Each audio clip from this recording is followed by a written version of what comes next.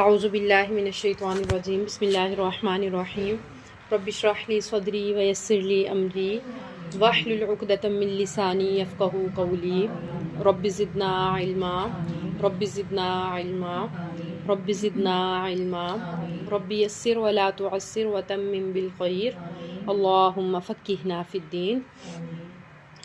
قل اے نبی آپ کہہ دیجئے، ان اگر کانت ہے لکم تمہارے لیے الدار الآخرۃ آخرت کا گھر عند اللہ اللہ کے پاس خالصتاً خالص طور پر من دون الناس لوگوں کے سوا۔ اچھا ہم نے پیچھے جہاں ہمارا 10 پارہ ہوا تھا وہاں ہم نے پڑھا تھا کہ یہ کہتے تھے وَقَالُوا لَن تَمَسَّنَا النَّارُ إِلَّا أَيَّامًا مَّعْدُودَةً کہ ہم جہنم میں چلے بھی گئے تو ہمیں جہنم کی آگ کچھ دن کے لیے ہی چھوئے گی، مطلب کہ وہی 40 دن جس دن میں ہم نے بچڑے کی پوجا کی تھی۔ مطلب وہ حالانکہ ایمان تو ان کا تھا ہی نہیں، انبیاء کو بھی قتل کرتے تھے، اللہ تعالیٰ کی اتنی نافرمانیاں کیا کرتے تھے، اس کے بعد بھی ہٹ دھرمی سے کہا کرتے تھے کہ ہم تو جہنم میں چند دن کے لیے ہی جائیں گے۔ تو اللہ تعالیٰ اس آیت میں کہہ رہے ہیں کہ اے نبی آپ ان سے کہیں کہ اگر آخرت کا گھر خالص طور پر لوگوں کے سوا تمہارے لیے ہے، یعنی لوگوں کے لیے بھی اتنا نہیں ہے جتنا تمہارے لیے ہے، تم تو کہتے ہو کہ ہم نے صرف چند دن ہی جہنم میں رہنا ہے، جنت ہی جنت ہے ہمارے لیے، آخرت ہے ہی ہماری، تو آپ انہیں کہیں کہ فَتَمَنَّوُا الْمَوْتَ کہ تم موت کی تمنا کرو، ان کنتم صادقین اگر تم سچے ہو۔ اے نبی آپ کہہ دیجئے اگر آخرت کا گھر اللہ کے پاس خالص طور پر تمہارے لیے ہے لوگوں کے علاوہ، تو پھر تم موت کی تمنا کرو اگر تم سچے ہو۔ یعنی جنت میں جب چلے جاؤ گے کوئی پریشانی نہیں ہے، نہ کسی طرح کے کوئی نہ کمانے کے مسائل، نہ کچھ۔ دنیا میں تو تمہیں کمانا بھی پڑتا ہے، کھانا پڑتا ہے، ہاتھ ہلانے پڑتے ہیں، جنت میں تو پھر سارا کچھ تمہیں بیٹھے بٹھائے ملے گا۔ اگر تم اپنی بات میں سچے ہو کہ جنت یا آخرت تمہارے لیے ہی ہے تو پھر تم موت کی تمنا کیوں نہیں کرتے ہو؟ آگے اللہ تعالیٰ کہہ رہے ہیں وَلَن اور ہرگز نہیں یتمنوہ وہ تمنا کریں گے اس کی ابداً کبھی بھی، وہ موت کی تمنا کبھی بھی نہیں کریں گے بما اس سے جو قدمت ایدیہم ان کے ہاتھوں نے آگے بھیجا، یعنی جو انہوں نے اعمال آگے بھیجے ہیں، ہاتھوں نے آگے بھیجا، یہ ایک محاورہ استعمال ہوتا ہے، مطلب جو اعمال کر کے آگے بھیجے ہیں وہ اس کی وجہ سے کبھی بھی موت کی تمنا نہیں کریں گے۔ ہم پڑھ بھی چکے ہیں کہ کتنی ہٹ دھرم قوم تھی، کتنے گناہ یہ کیا کرتے تھے، اللہ تعالیٰ کے اتنے انعامات تھے، اس کے باوجود یہ نافرمانیاں کیا کرتے تھے، تو اللہ تعالیٰ کہہ رہے ہیں جس کی وجہ سے یہ موت کی تمنا کبھی بھی نہیں کریں گے۔ واللہ اور اللہ تعالیٰ علیم خوب جاننے والا ہے بالظالمین ظالموں کو، اور جو ظلم کرنے والے لوگ ہیں اللہ تعالیٰ ان کو خوب جاننے والا ہے۔ وَلَتَجِدَنَّهُمْ اور البتہ آپ انہیں پائیں گے احرص الناس حریص لوگ، لالچی لوگ، علی حیات دنیا کی زندگی پر۔ اے نبی آپ انہیں دنیا کی زندگی پر لالچی پائیں گے، وَمِنَ الَّذِينَ ان لوگوں سے بھی زیادہ اشرکو جنہوں نے شرک کیا۔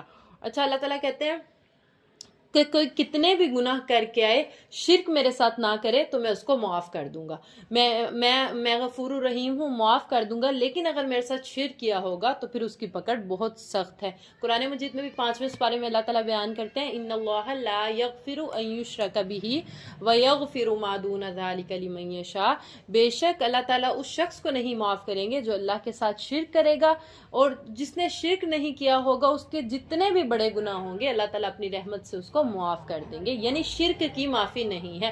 ہاں آپ دنیا میں شرک کر بیٹھتے ہیں، اللہ تعالیٰ کے ساتھ شریک ٹھہرا لیتے ہیں، لیکن آپ کو ایک وقت میں پتہ چل جاتا ہے کہ میں نے یہ غلطی کی ہے۔ دنیا میں رہتے رہتے اپنی زندگی میں اگر اللہ تعالیٰ سے آپ معافی مانگ لیتے ہیں، پھر اللہ تعالیٰ غفور الرحیم ہے، قرآن میں بار بار کہتے ہیں کہ میں بندوں کو معاف کرنے والا ہوں، محبت کرنے والا ہوں، پھر اللہ تعالیٰ معاف کر دیتا ہے۔ لیکن اگر موت آ گئی، فرشتوں کو انسان اپنی آنکھوں سے دیکھ لیتا ہے، وہ روح قبض کرنے آ گیا، تب جیسے فرعون نے کہا تھا کہ اب وہ اپنے آپ کو ہمیشہ یہی کہتا تھا انا ربکم الاعلی کہ میں تمہارا بلند رب ہوں، سب سے بڑا رب میں ہی ہوں، وہ لوگوں سے کہا کرتا تھا۔ لیکن جب پھر اس کو موت آئی، اس کو پتہ چل گیا کہ اب تو مجھے فرشتے لینے آ گئے، تب اس نے کہا کہ میں اب موسیٰ کے رب پر ایمان لاتا ہوں، لیکن اس وقت کا ایمان لانا کچھ کام نہیں آئے گا۔ دنیا میں رہتے رہتے اپنے ہوش و حواس میں جب تک انسان فرشتوں کو اپنی آنکھوں سے، کیونکہ ویسے تو انسانی آنکھ میں اتنی سکت ہی نہیں ہے کہ وہ فرشتے کو دیکھ سکے اپنی زندگی میں، فرشتوں کو انسان اسی ٹائم میں دیکھے گا جب اس کی روح قبض کر کرنے آئیں گے. تو فرشتوں کو دیکھ کے اگر انسان کہے گا کہ میں ایمان لاتا ہوں، تب ایمان لانا کوئی کام نہیں آئے گا.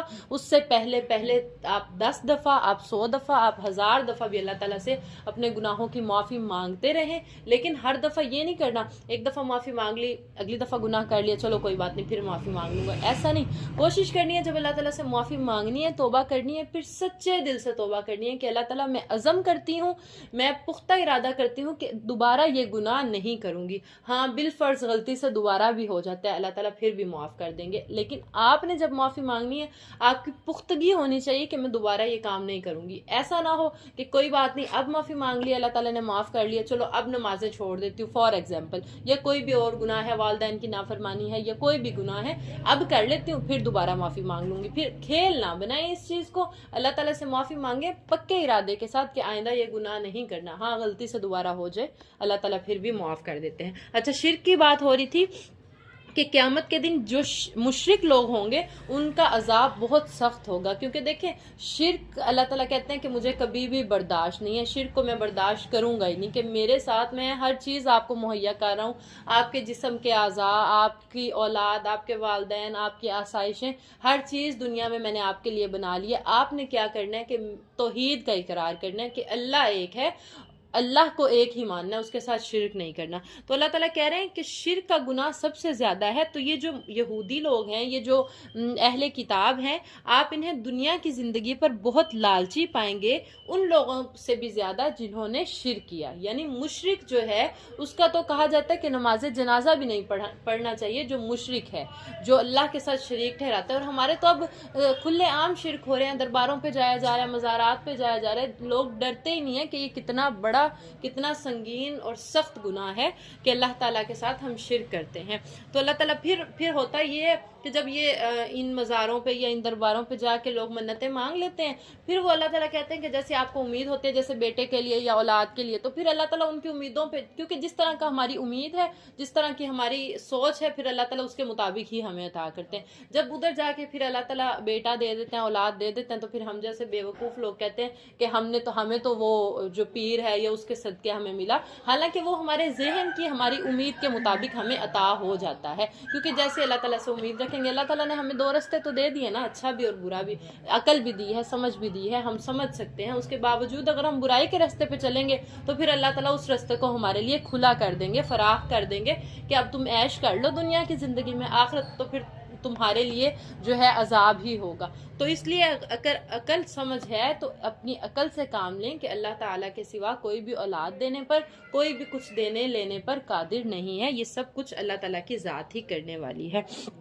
تو اللہ تعالیٰ کہہ رہے ہیں وَلَا تَجِدَنَّهُمْ أَحْرَصَ النَّاسِ عَلَىٰ حَيَاةٍ، آپ انہیں بہت زیادہ لالچی پائیں گے دنیا کی زندگی پر. وَمِنَ الَّذِينَ أَشْرَكُوا، ان لوگوں سے بھی زیادہ لالچی جنہوں نے شرک کیا. یودو، چاہتا ہے، احدہم، ان میں سے ہر ایک، لو، کاش، یعمرو، وہ عمر دے دیا جائے، الف سنتن، 1000 سال. اللہ تعالیٰ کہہ رہے ہیں وہ لوگ تو یہ چاہتے ہیں، ہر شخص یہ چاہتا ہے کہ انہیں 1000 سال کی عمر دے دی جائے، کہ وہ دنیا میں ہی رہیں، 1000 سال تک وہ دنیا میں رہیں.